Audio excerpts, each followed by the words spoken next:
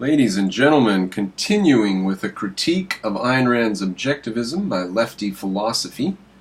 When we left off the last video, he was worried that capitalism doesn't provide a social system and that people don't have a social interaction in capitalism, or possibly don't have a social interaction. And we might end up with some individual off by themselves. And that, he takes as just obviously that can't happen. That's no good. Bad, bad, bad. For individuals to be off by themselves is not good. So, the social aspect, if any, would be incredibly superficial and based upon a casual conversation about the goods being bought and sold. Sure, social systems can influence capitalism and vice versa, but I don't believe that capitalism itself is sufficient to call it a social system. I could be wrong, and if you think you can make the case, then go ahead in the comments below. When it comes to laissez-faire capitalism... Alright, well, capitalism is the most robust social system we have. It's the most robust social system we have. Because people are able to associate freely according to their desires. All other social systems initiate some sort of force or something, right? I mean, if you say capitalism is that system where people are free to do as they please, then the other systems are some other kind of system where people are not free to do as they please. So capitalism does provide the most robust social system. I do not support it by any means. I am for the government implementing regulations on businesses, protecting workers' rights, and providing subsidies in certain circumstances. See, he doesn't know where protection of workers' rights comes from. Workers have a right to a clean, safe facility. Yeah, we'll go back in the 1850s and tell them that when they couldn't afford it. Why do they have that right? Because we can afford it. Now, if the politicians could have just made that law, if that comes from law, if we can protect workers' rights with law, then why don't they just pass a law and do it? Why don't they just pass a law in 1825? And make sure that everybody had ventilation systems and there was no asbestos. Why not just pass a law? If you think it comes from law. It doesn't come from law. All the wealth that we have and all the safety we have and all the comfort we have is produced by the ingenuity of the human mind. None of it comes from laws. Once it's available, the law can say, now you all have to use this. But don't get confused. Just because the law made it mandatory to use after we created it doesn't mean that the law created it. We have all of these wonderful things we have, not because of the law. And it's instructive to remember that. And sometimes when you take the law and you say, now everybody has to use this, you destroy the thing that you think that you're preserving and making for everybody. I can't think of an example off the top of my head, but I'm sure that there are good examples of that. I oppose crony capitalism as well, but understand there are certain things the government must implement to make sure there is a level playing field. Strand Bookstore is being designated a historical thing, right? So bring the law and save it. Save it from what? Now the owners are like, what do we have? What if we need to paint? What if we need to remodel something? Right? Now they have to go through several layers of government bureaucracy and ask permission because they're a historical landmark. So you bring law in to take something that's going along, it's going great, and you bring a law in and you say, now we're going to make this great. And it's like, it's already great. We're going to make it permanently great. Well, you might drive it out of business. The book owner talked to a newspaper and she said, we're already on very thin margins. We don't make a lot of money. So to put extra costs in our way when we need to do different things is not helping. It is not helping. So, okay, there's an example. Now, maybe I should let him back up because I was trying to think of an example of that. Crony capitalism as well, but understand there are certain things the government must implement to make sure there is a level playing field for all businesses to enter. He's against crony capitalism? What did he say there? I could be wrong, and if you think you can make the case, then go ahead in the comments below. When it comes to laissez-faire capitalism, I do not support it by any means. I am for the government implementing regulations on businesses, Businesses protecting workers' rights and providing subsidies in certain circumstances. All right, now subsidies are crony capitalism. It's supporting some industries, which automatically is unfair to all other industries, even that aren't in the same industry. Like if you're supporting the tire industry, that's unfair to the people who are manufacturing glasses because they have to make it on their own. They don't get any of your help. The people who are making tires get a check from you. So that's just not fair to the people who make glasses. So any time that you subsidize anything in the economy for any reason, that is crony capitalism. Now, pardon me, I'll make an exception for military spending. Right? That's not crony capitalism. But if the military spending is ridiculous and wasteful and leans towards being a type of crony capitalism, then that's what it is. That's what it is. No way to stop it. I'm just saying that you couldn't always and only say that buying tanks and warplanes is crony capitalism. It could easily descend into that, and I'm certain that it is in that case in America today. But it isn't necessarily the case that the government spending money is bad. It's just that the government spending money in the economy to help or hurt certain individuals in the economy is bad. That's crony capitalism. He's okay with subsidies, though. I oppose crony capitalism as What? He's in favor of subsidies, but he opposes crony capitalism. So his thinking on this is just not clear at all, right? What are subsidies? What is crony capitalism? Give them a definition, and if you can define them and see what they are, then you'll start seeing incredible similarities between the two, and you'll say, well, why don't we just use one term for both of them? Subsidies is crony capitalism. There's no way to separate them. It is the same phenomenon, minus military spending and buying police cars. But understand there are certain things the government must implement to make sure there is a level playing field for all businesses to... All right. How level of a playing field do you want? Because the level playing field the Founding Fathers spoke of, or wanted, or created, was that nobody would interfere with you. You're free to do as you please. Now, nowadays they say, well, that's not a level playing field because some people are raised with better schooling. Some people have smarter parents. Some people were dropped on their heads when they're kids or drank lead from their water supply. So there's not a level playing field. No, the Founding Fathers said, okay, you cannot take account of 90 million things. You can't, it's impossible. So then you would be crippled and you would end up in some sort of a statist society to answer all these questions. So you have to let them go. You have to let all that stuff go and you have to say a person is free to do as they please and no one can interfere with them. That is the level playing field. You can do as you please and do the best for you in your life. And no one can interfere with you, and you can't go hurt other people. If you go hurt anybody else or try to take their stuff by force, you go to jail. Okay? That is the essence of the level playing field. Now, if you say everybody has to start off with $50 million, or nobody can start off with more than $1 million, you know, oh, Trump had a father who was rich, therefore it's not a level playing field. Wrong. It is a level playing field. And Trump had a father who worked really hard and was never a multi-billionaire. He was not a huge billionaire like his son ended up being. He was just a property developer out in the Bronx. Never even went to Manhattan because he thought it was too expensive. All right, what are we off on? Can we get back to the video? Enter and leave the market. I also believe that the state should have the right to create public entities that compete in the free market to offer a profit-free driven motive to citizens. All right. What does profit mean? A profit means you're able to offer it to the citizens at a price they're willing to pay, but it costs you less than that to make it. And that gives you a cushion of money so that when you have to rebuild the trains or whatever it is you're talking about, movie theaters, need to paint some movie or maybe it's fast food, you need to rebuild the menu board outside. So that's what your profit's for. Your profit is to reinvest and grow your business, to get a new, bigger, better signboard, to get better speakers, to get bigger, better trains, to fix the trains, to get better tracks. That's what your profit is for.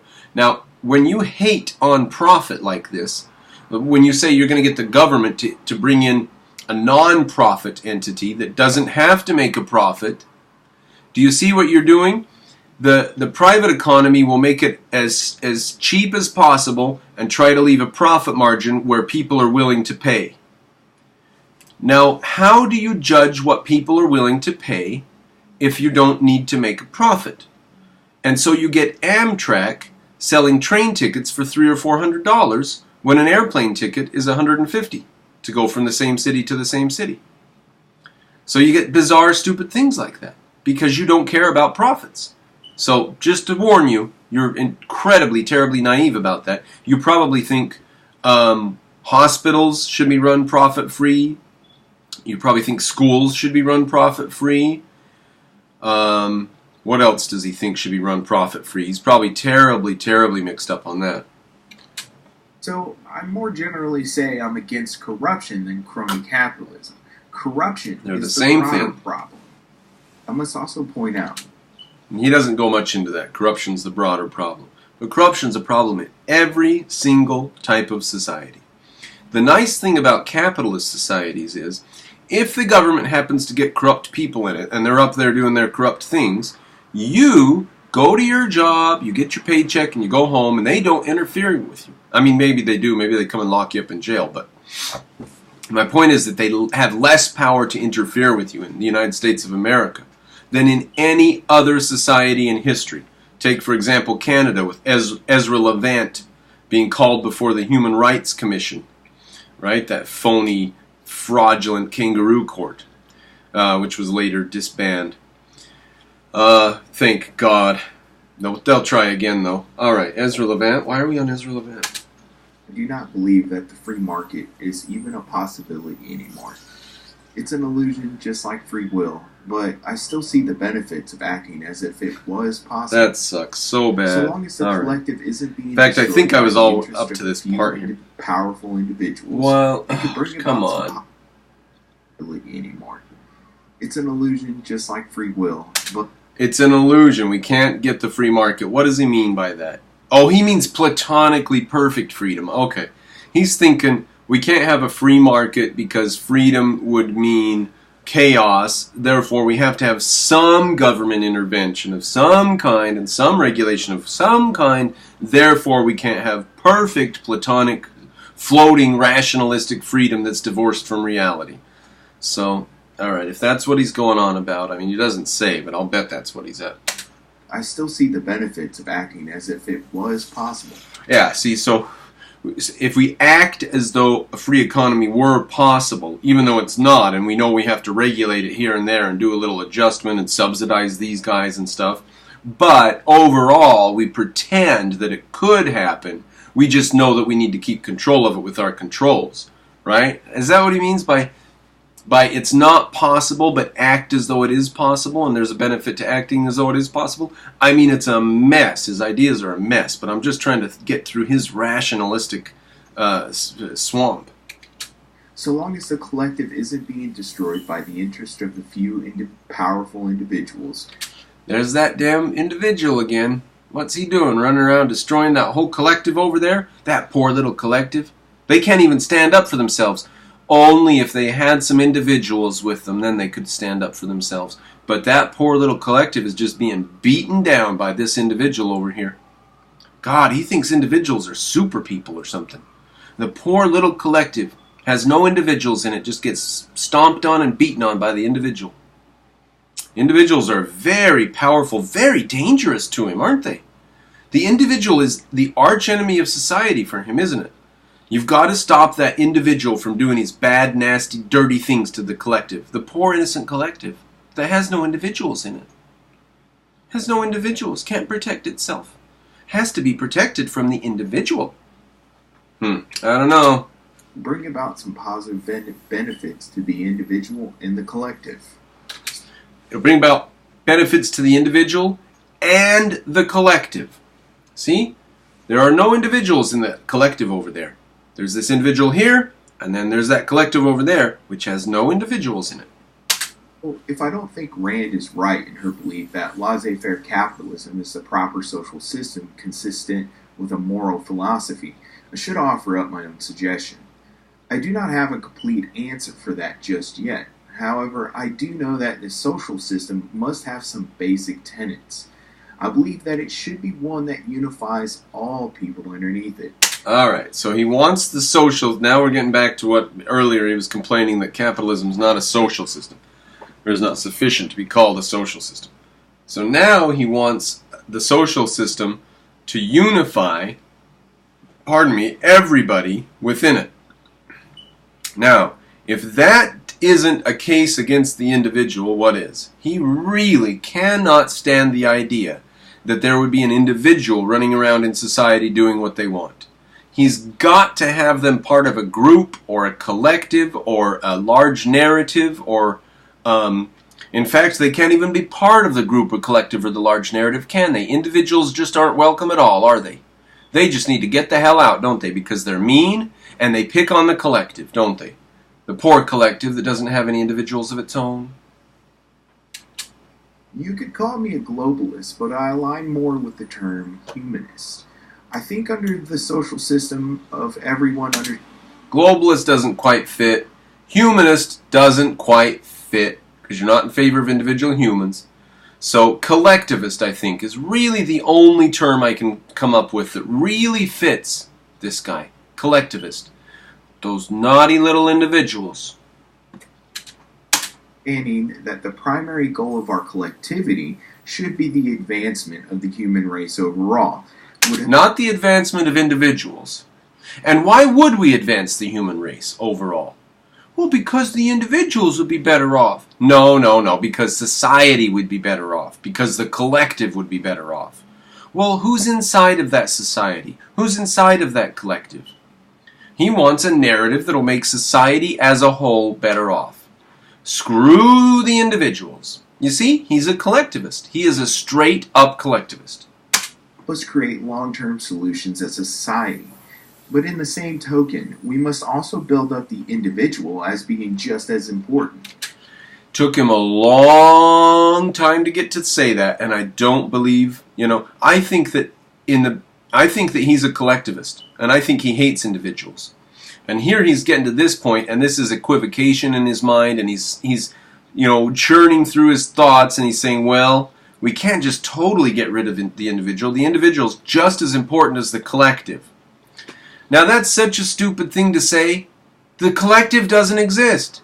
He's offering some sort of a concession that the individual's just as important as the collective.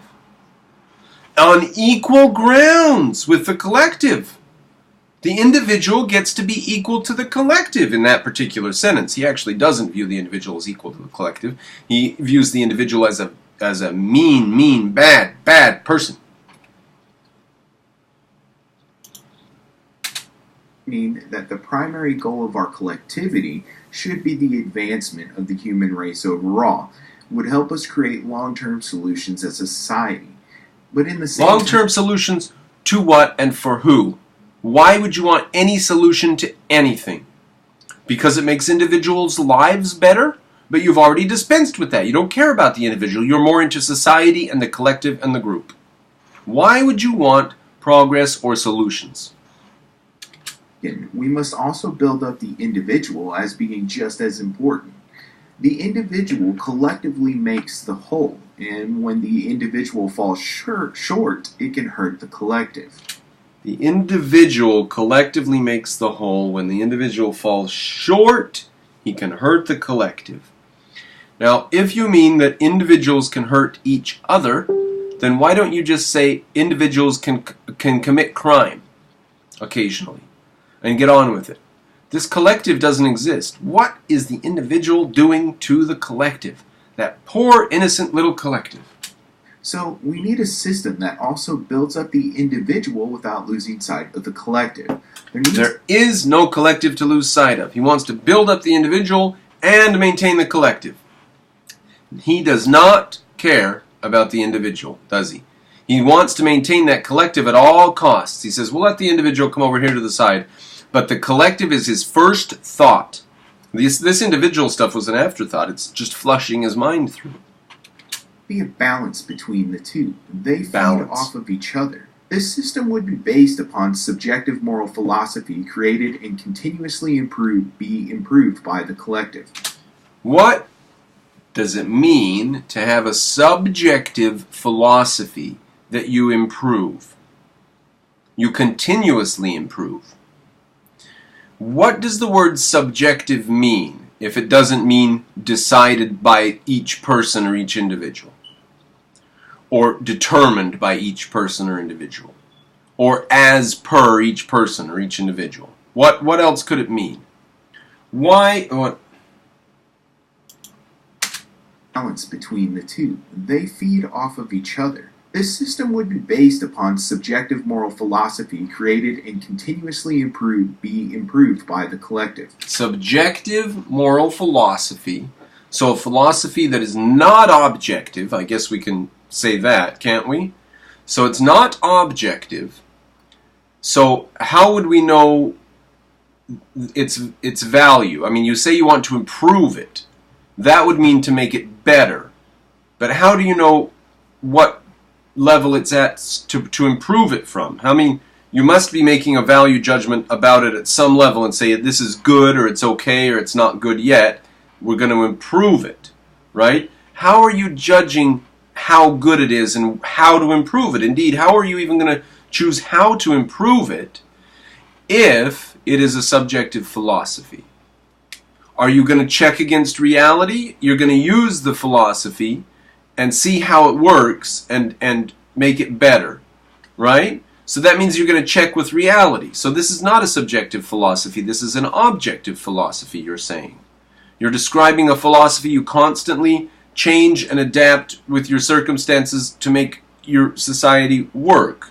Now, whether or not that narrative is sensible or not, that's what he's pointing at. Well, is that a subjective philosophy? Could you improve a subjective philosophy? Could a subjective philosophy be said to be good or bad? If it's subjective, how would you improve it from one state to a better state if it's neither good nor bad? What am I missing in that thought? What am I missing here? A subjective philosophy that you improve?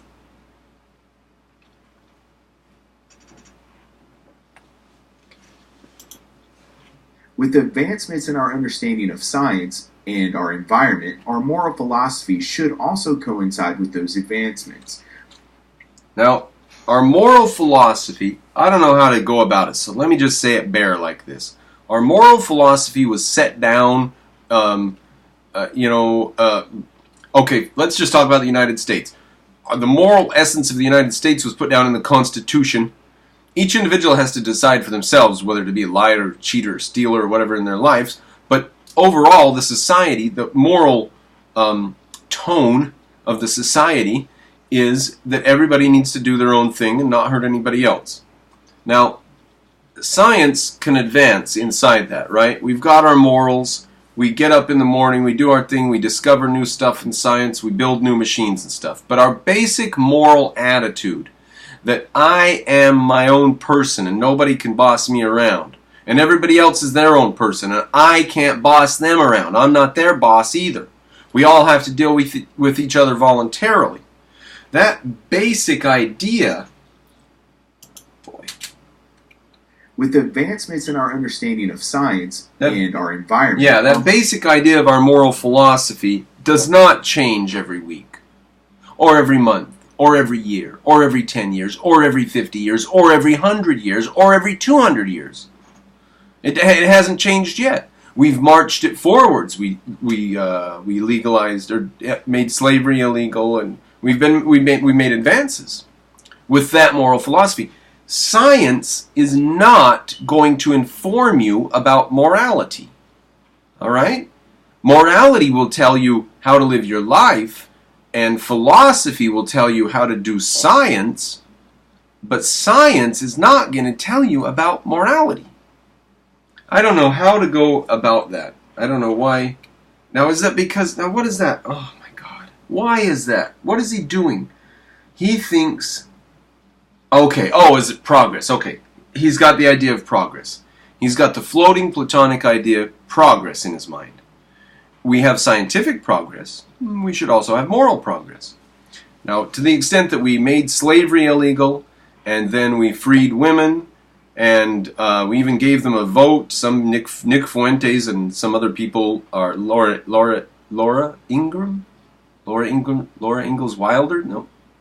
Laura, who is that woman who doesn't want women to vote? She's a blonde conservative. She's about the place today. Okay, Jesus, where am I? I'm getting lost here. Moral philosophy should also coincide with those advancements. For example, the general consensus arising from the field of science is that free will may not exist, or not to the... Alright, so he's going to take every single new little scientific experiment and have a moral revolution and rewrite moral society based on every little supposed experiment that the supposed scientists come up with. So, which one does he mention here? For example, the general consensus arising from the field of science is that free will may not exist, or not to the degree that we have built our entire understanding of the world around. Therefore, we should start changing our values and philosophies to match the current information we have. God. This is just a... What if that current information changes? Oh, then we'll just change our philosophy again. So our philosophy is dictated by our scientific discoveries. That is so clueless. That is so clueless. If philosophy should get its material from science, then where did we get all of our philosophies from? Because science is not that old, and we've had philosophers around forever. Aristotle was before formal science. If Galileo is the beginning of formal science, then Aristotle was before formal science. Formal science is one of the things that can happen if you respect the mind and believe in reality, believe in objectivity, if you respect the senses. Science is not something that just happens automatically. Okay? You have to have your philosophy in order first, or else you're not going to be able to do science. Okay? If you believe that you can think of things in your head and never check with reality, your science is going to be wrecked. Okay? You're going to be doing crap like string theory. And there are people around today who don't understand what science is, and they do sit around doing crap like string theory. Science is using the five senses to figure out the world. Now that comes from a philosophy. Not all philosophies believe that we should figure out the world. Not all philosophies believe there is a world.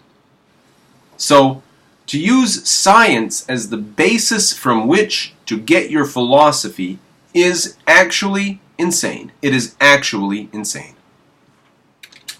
Idea of what I feel would be better than the tenets of objectivism. By no means are these my complete thoughts, because I'm still formulating them. The world is still changing and evolving into something different every day. Who knows what challenges we face today will be the challenges of tomorrow. I just hate it when someone knocks down an idea but then offers nothing up to replace that idea. In general, I also agree that philosophy is incredibly important. Overall, Rand felt that philosophy is important only because it is necessary for living a good human life and creating a world conducive to living such a life. Rand thought that philosophy was necessary only for living a good human life. That's all she thought it was for. Okay, what does he think it's for? Philosophy supplies the most fundamental cognitive and normative abstractions which, respectively, identify and evaluate what is. Oh, well, then it's not just throwaway junk for living a happy life, then. It defines what is. Oh, well, how should we have a different attitude towards it, then? What are we supposed to do with philosophy if it defines what is? That's not true. A good philosophy starts with what is and builds on that. Philosophies don't define what is. Philosophies define how you approach what is. So, this is just confusion here. Believes that everyone is guided by a philosophy, and when they are not on the correct one, when they are on the correct one, they will be successful. Philosophy helps us understand the reason why we believe the things we do and why we think what we do. Philosophy helps us understand why we believe the things we do. See, he thinks philosophy is some Platonic thing. Some powerful Platonic thing, like a separate thing. What does he think it's separate? What does he think the nature of philosophy is? It helps us determine these other things. Like, okay, your philosophy would... let's just say it that way. My philosophy is that the world exists and that I know the world exists. Now let's hear what he says, because that's my philosophy. On the correct one, they will be successful. Philosophy... So if my philosophy is correct, I'll be successful. And then he says, philosophy helps us understand the reason why we believe the things we do and why we think what we do. So, my philosophy that I exist and have a mind helps me understand why I believe the things I do and why I think the things that I do. Oh, alright. Okay. That means that the things that I think and believe are prior to philosophy. So I just think and believe things, and those are just there. That's a given. And then I can use philosophy to look into that and see why and understand why I think and believe those things. Okay, well, if that's what he's meaning, then he's got it backwards a little bit, because what you think and believe is dictated by your philosophy to begin with.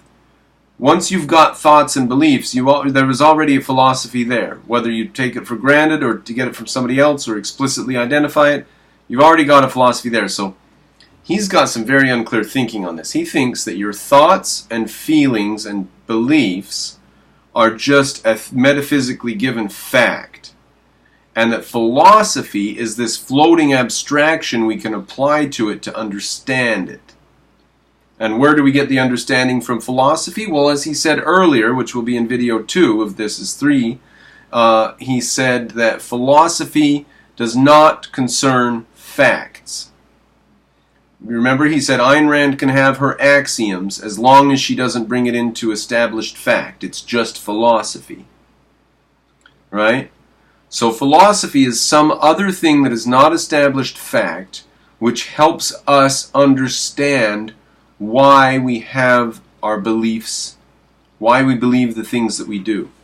He is pretty confused about what philosophy is. Pretty capitally confused on it. They will be successful. Philosophy helps us understand the reason why we believe the things we do and why we think what we do. It allows us to ask important questions that may seem silly at first, but after deliberation, you realize how much of your life is built upon that sense. Does philosophy allow you to ask those questions? Or does asking those questions mean that you're participating in the act of philosophizing? See, he thinks philosophy is a Platonic entity somewhere. Some sort of Platonic entity that's not connected to this reality. He thinks philosophy has an independent metaphysical claim or something. It's very strange. Concept. If that concept is wrong, what do you do? When it comes to Objectivism's epistemology, I have a problem with how it uses axioms. Alright, that's going to be fun. Alright, we're at 33 minutes. We got to end this. Well, I'm going to back it up a bit because I want to pick on what he just said there. 22:13, I'll go to 22:30. 45 is good. Alright. I'll start there on the next one. Now I've got a bit of a pause in my Patreon donations. We did good for a bit there, but I think that I need to either grow my audience more, so maybe I need to be patient, or some of you that are watching a lot of this stuff aren't sending me $5 a month. So pile on, send me some money, and let's make sure I can keep doing this and start doing interviews, doing the Victor Pross interview, and all sort of things are going to happen. But please pile on the Patreon. Don't wait, because if you wait and I just quit this shit and go back to my other job, then the game's over, and I'm not going to try it again. So pile on now. This is your chance, guys.